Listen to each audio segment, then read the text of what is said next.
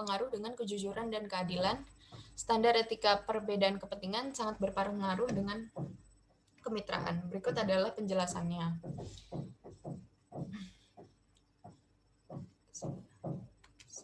Mungkin saya hanya beri lihat singkat saja. Kompetensi berpengaruh signifikan terhadap pengembangan diri karena pada dunia kerja kemampuan akan dibutuhkan untuk dapat mencari jenis pekerjaan yang tepat bagi seseorang. Apalagi jika perusahaan telah mengetahui kompetensi yang ada pada karyawan, maka perusahaan tersebut dapat membantu untuk mengembangkan potensi seseorang tersebut dengan cara pelatihan tertentu.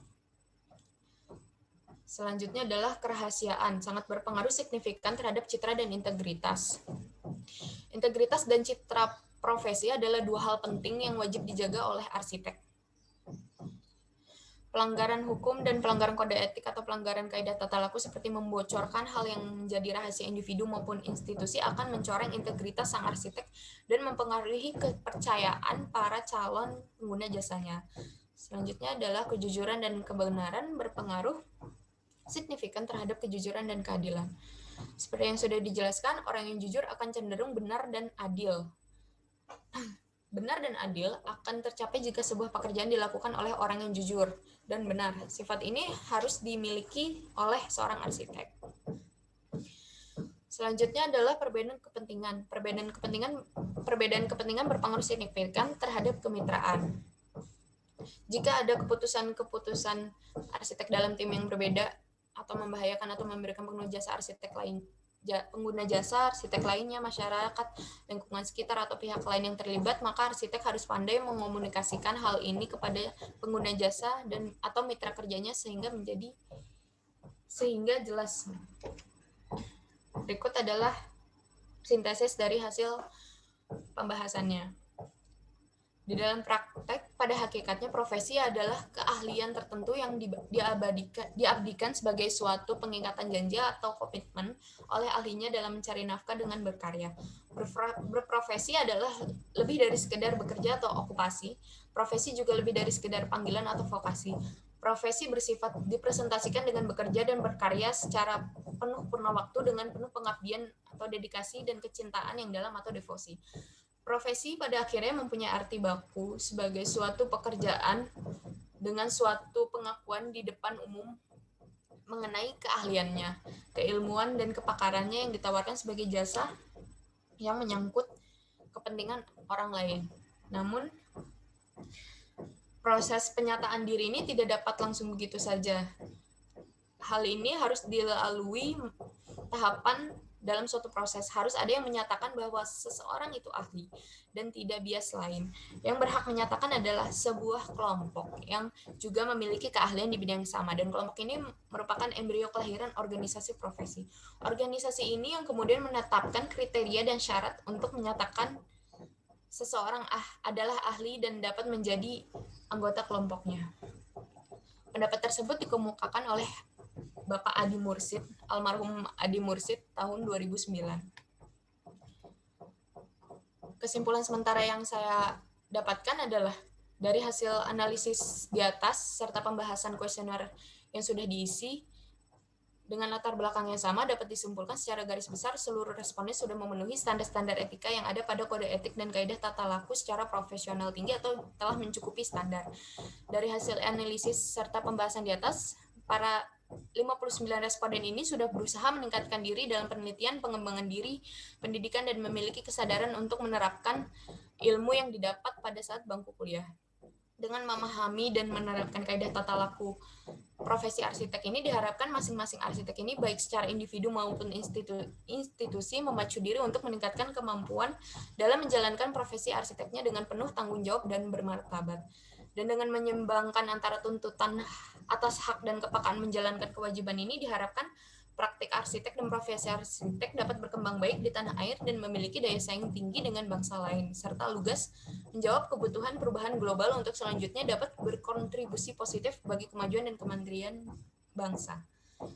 Mungkin hanya itu saja yang dapat saya sampaikan. Terima kasih atas perhatiannya. Mungkin Bapak Bambang bisa melanjutkan. Terima kasih atas presentasinya. Saya kira kita perlu applause untuk dua presenter ini, dan kita lanjut saja dengan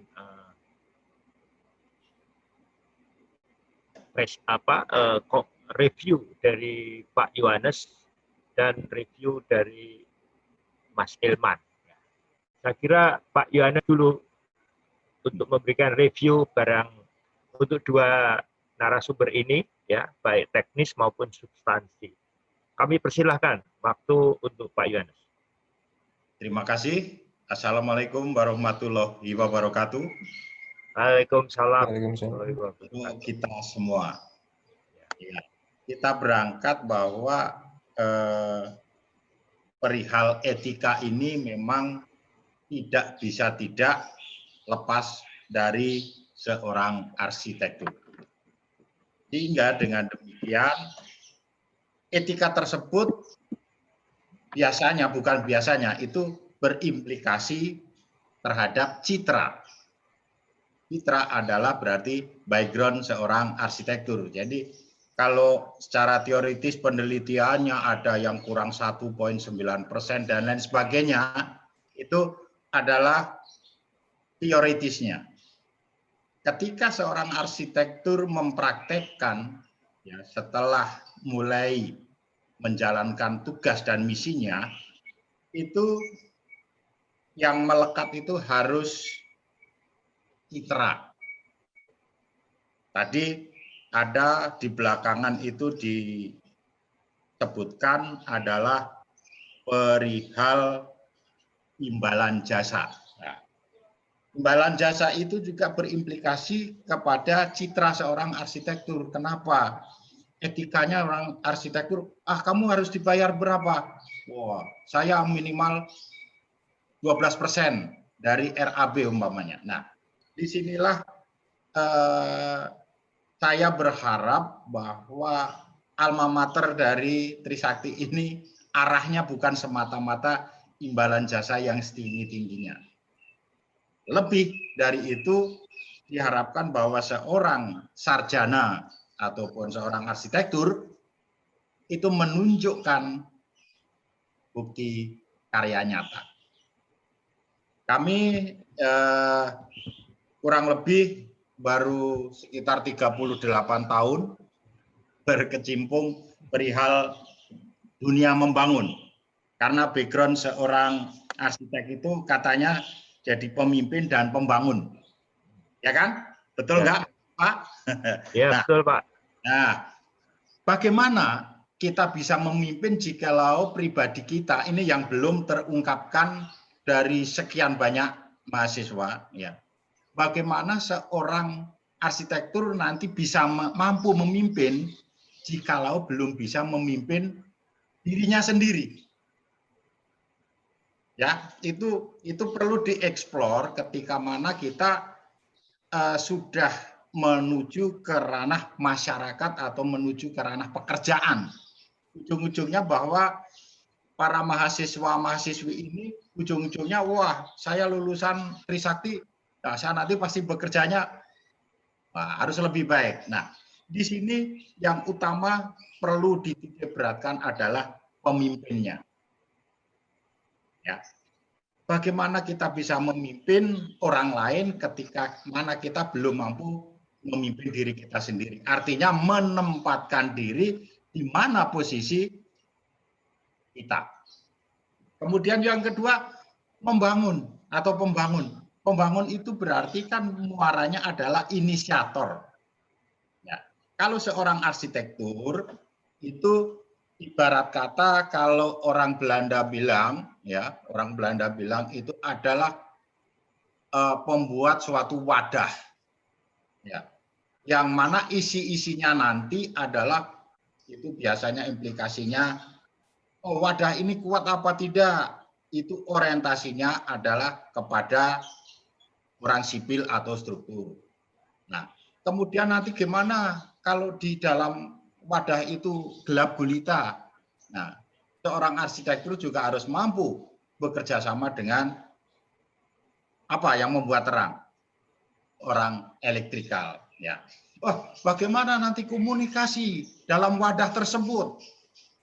Nah, itu bagaimana kita mengenal yang namanya instrumentalnya. Tetapi itu semua diwadahi dalam satu bentuk yang dibilang adalah arsitektur yang dinamis. Seringkali ketika mempraktekkan di lapangan ya, khususnya ini mungkin Pak Bambang perlu memberikan pius kepada mahasiswa-mahasiswi. Ya, itu biasanya arsitek itu posisinya paling awal dari sekian banyak jenis pekerjaan yang akan dikerjakan, baik itu properti, oil and gas itu adanya di onshore dan offshore, itu sama saja. Jadi ketika mana planning sudah ditanamkan, seorang arsitektur harus ambil bagian di dalamnya. Karena apa? Seorang arsitektur tidak lepas dari seni. Sehingga biasanya kalau dipadukan dengan orang sipil atau struktur, nah itu biasanya kan sipil dan struktur itu kan kaku. Nah, ketika mana ketemu dengan orang arsitek yang sifatnya juga kaku, ini hubungannya dengan pembangun tersebut ya, hubungannya dengan pembangun tersebut.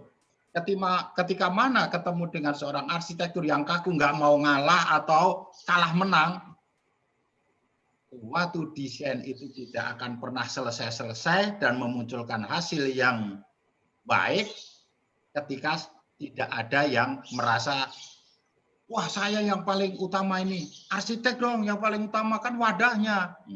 Padahal wadah kan harus memperhatikan isinya, harus memperhatikan bagaimana pencahayaannya, bagaimana komunikasinya. Ini yang sering Pak Bambang itu terjadi di lapangan seperti itu. Enggak di lokal Indonesia maupun di luar negeri. Sama aja. Nah, jangan kita berprasangka bahwa arsitek itu diberi kebebasan. Nah, ya gimana mau bebas, semisal contoh, mau bangun rumah tipe 36. Wah, itu baloknya harus ukuran 30 kali 50. Nah, itu padahal dari sipilnya. Nah, kemudian arsitek nggak bisa, ini cukup dengan 20 kali 30. Padahal beban di atasnya itu memang tinggi. Nah, disitulah etika yang harus digunakan, bahwa seorang arsitektur harus memiliki fleksibilitas yang tinggi. Bagaimana dengan merubah sesuatu tetapi tidak mengurangi etika dan keindahan yang melekat pada seorang disiplin arsitek. Kemudian yang kedua itu adalah masalah di mana nanti bahwa mahasiswa-mahasiswi ini akan ditempatkan, ya. Jangan berkecil hati bahwa saudara-saudara ini nanti bukan hanya di Indonesia saja yang ruang lingkupnya relatif sempit, walaupun tetap dinamis dalam pembangunannya, bahwa tenaga kerja kita ini, yaitu teman-teman kita dari Indonesia atau diaspora, itu di luar negeri itu sudah mulai ambil bagian di level yang tinggi. Artinya, bahwa SDM Indonesia di mata dunia itu sudah mulai sangat dilirik. Kenapa? Bayarnya ke kita nggak terlalu tinggi seperti Eropa, tetapi kemampuan atau daya desain orang-orang Indonesia itu cukup disukai, baik itu di Middle East, Amerika, Oman, Asia pun sekarang sudah mulai melirik tenaga kerja Indonesia. Nah, itu yang harus bobot Pak Bambang itu perlu ditekankan lagi, agar bahwa etika itu kadang-kadang kita soalnya penyakitnya orang Indonesia itu apa Pak?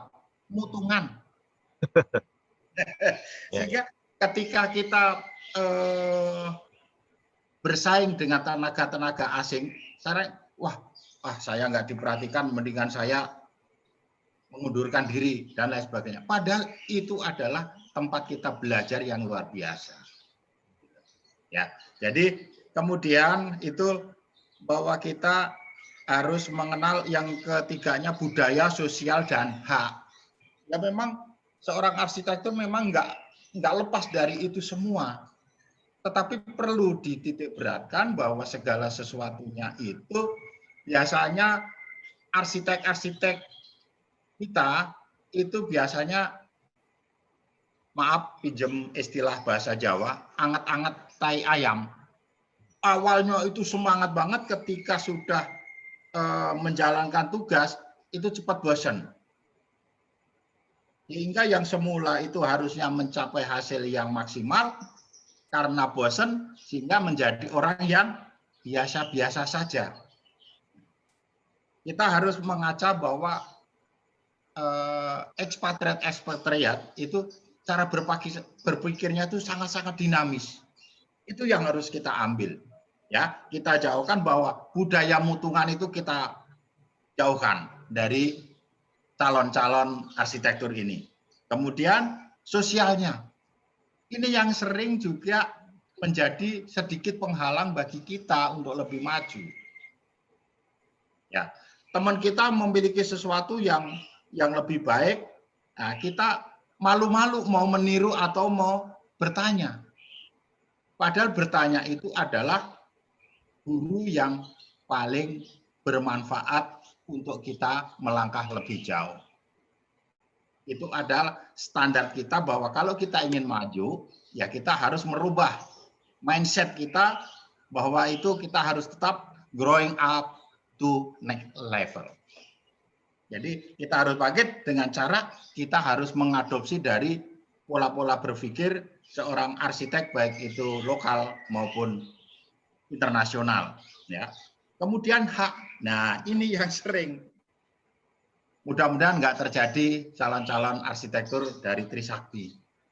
Ya, hak itu hubungannya, implikasinya adalah lingkungan, Pak Bambang. Jadi ketika mana seorang arsitektur membangun mungkin entah klaster atau rumah, itu kadang-kadang hak di lingkungannya itu sangat-sangat kurang diperhatikan. Umpamanya membangun klaster, wah awal-awalnya janji siap ini A, B, C sampai Z ya untuk memenuhi izin atau amdalnya. Ketika sudah praktek 1, 2, 3 oke. Nah, ketika klaster itu sudah selesai langsung pergi. Ya. Nah, itu hak di lingkungan mana seorang arsitektur tinggal itu harus betul-betul diperhatikan. Okay. Kemudian yang keempat yaitu standar etika, yaitu menyesuaikan atau menyatu dengan lingkungan, yaitu seperti itu tadi Pak. Ketika mana kita meninggalkan image yang tidak baik, otomatis orang yang tinggal pada suatu lingkungan tersebut dia akan merasa tidak nyaman. Kelihatannya sederhana, tetapi ya disitulah implikasi ketika mana seorang arsitektur tidak menggunakan etikanya, tidak menyertakan citranya, tidak menyertakan budaya sosial dan haknya, itu orang yang tinggal di dalamnya nanti, kita kan menjual jasa ya, arsitek itu kan penjual jasa. Ketika mana jasa kita sudah dipakai tapi kita tidak mempedulikan lingkungannya, akhirnya yang tinggal di situ nanti dia mau berapa tahun tidak bisa merasa nyaman. Karena fondasi yang diletakkan ketika mana seorang arsitektur mencanangkan sebuah bentuk yang disukai, itu juga sering sekali meninggalkan. Kalau saya dulu pernah dapat pelajarannya, yaitu bahwa arsitektur yang baik itu ketika mana arsitektur itu tidak menonjol sekali di mana lingkungan tersebut dibangun. Menyatu dengan lingkungan. Ya. Ketika mana terlalu menonjol, bahwa orang itu, wah ini kok brand itu bagus ya, tapi kok lingkungannya kayak gini, kok dia bangunannya seperti itu. Nah itu adalah etika seorang arsitektur membuat desain apapun. Ya, membuat desain apapun jangan lupa bahwa menyatu dengan lingkungan memang betul. Secara teoritis memang mahasiswa sudah membuat penelitian-penelitian seperti itu. Cuman sekarang ayo praktekkan itu, bagaimana caranya, tahapannya seperti apa, sehingga hasil capaiannya itu memang inilah mahasiswa dari mana ya nih? Oh, arsitektur dari mana? Trisakti. Tidak sedikit arsitektur Trisakti itu ambil bagian membangun Indonesia ini. Jangan khawatir, cuman raihlah terus bahwa apapun yang tadinya katanya sudah grade-nya semakin naik, itu perlu diisi lagi. Perlu lagi hal-hal yang sifatnya barangkali yang bukan teoritis, tetapi aplikasi di mana hasil desainnya itu memang dirindui. Hingga mudah-mudahan nanti mahasiswa-mahasiswa ini membuat citra bahwa arsitektur semuanya itu adalah menjadikan indah pada waktunya. Demikian Pak Bambang yang dapat kami sampaikan, dan kami mohon maaf kiranya setelah ini kami boleh live karena kami harus melanjutkan tugas lagi. Terima kasih. Ya, pekerjaan ya Pak ya. Tapi boleh saya untuk mungkin ada mahasiswa yang mau tanya Pak.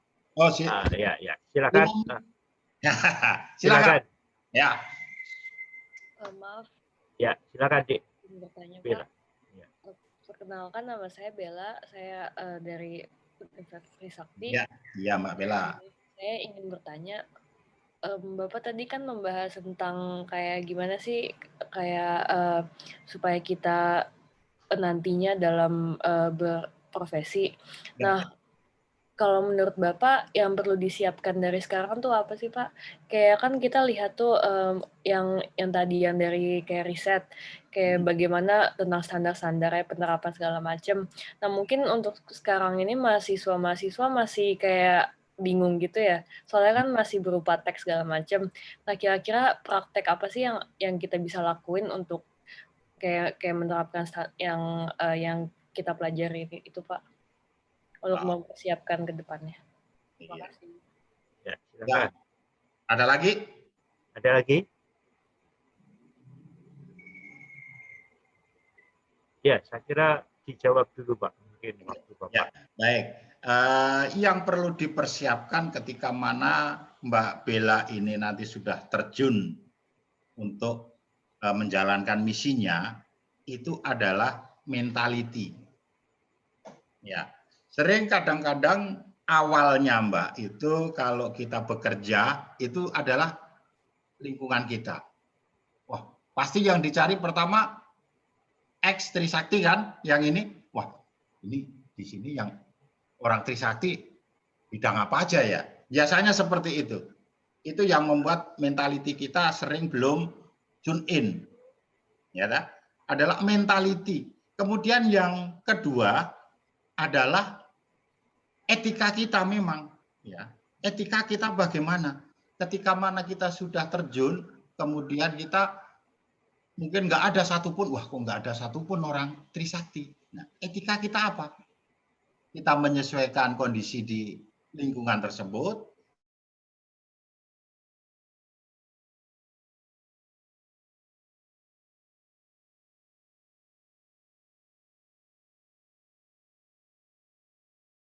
Nah, setelah etika tidak malu bertanya, Mbak.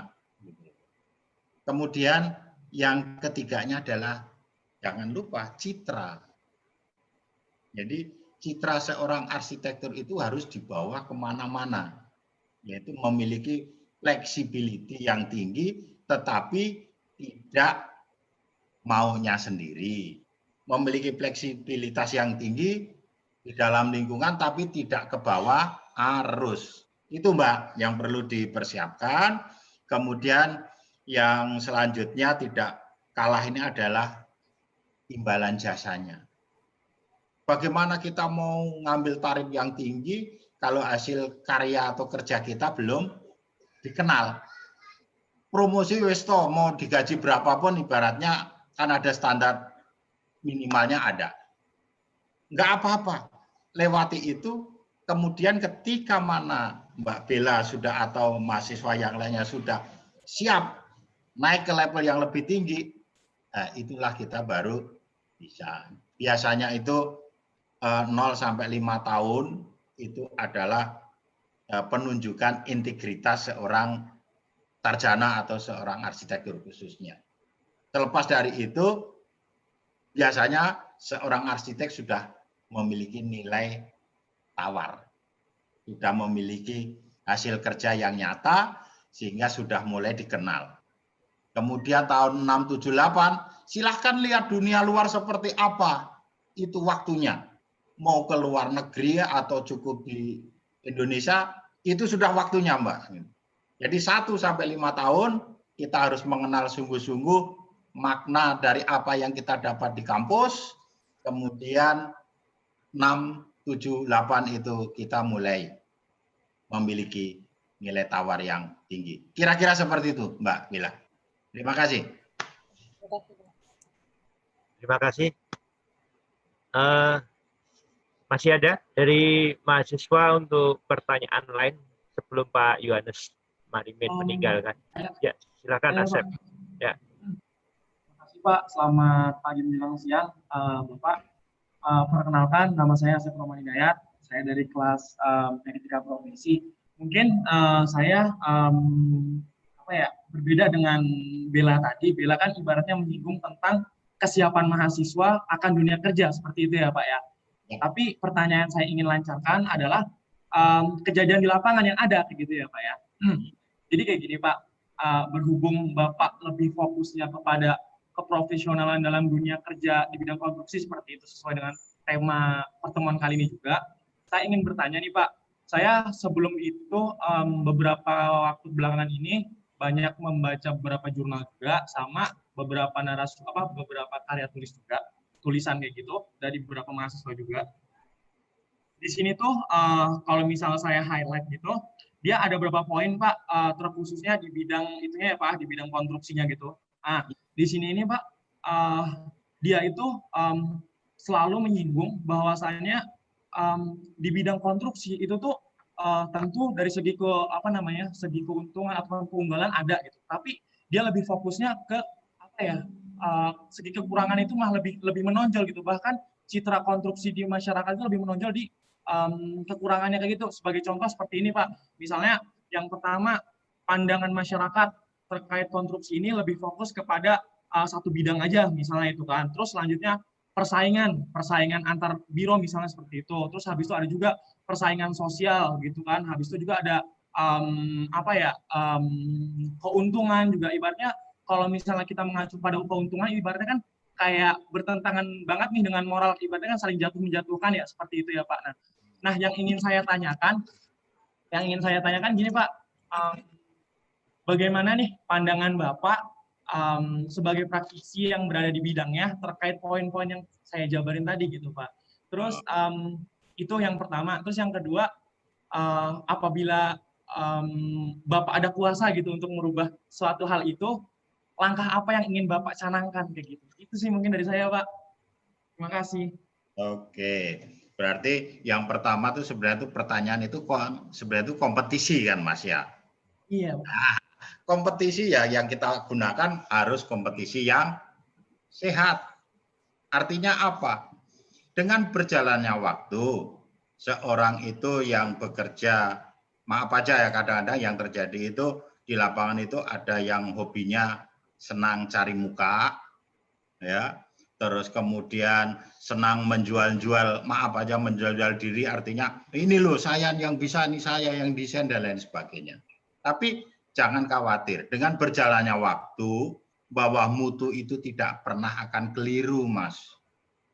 Jadi tetap kita mengedepankan bahwa kita profesionalismenya, tinggal proporsionalnya yang harus kita pilah-pilah. Nah, ketika kita merancang, sering memang yang terjadi merancang sesuatu lah untuk konstruksi, itu yang sering terjadi itu menang-menangan dan kalah-kalahan. saya yang paling utama, kamu yang harusnya ngalah dan lain sebagainya. Padahal tidak seperti itu.